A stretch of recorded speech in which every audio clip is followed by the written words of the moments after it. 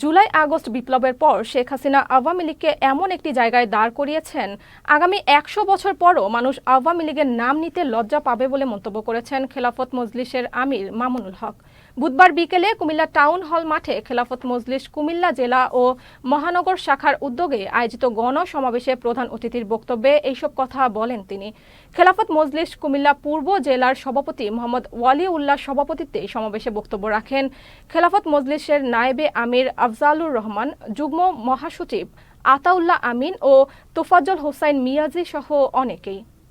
শেখ হাসিনা বাংলাদেশকে নিয়ে রাজনীতি করেছে। শেখ হাসিনার রাজনীতি ছিল দুটি মূলনীতির উপর ভিত্তি করে। তার রাজনীতির প্রথম মূলনীতি ছিল শেখ হাসিনার রাজনীতির প্রতিশোধের রাজনীতি। তার রাজনীতির দ্বিতীয় বৈশিষ্ট্য ছিল বিভাজনের রাজনীতি।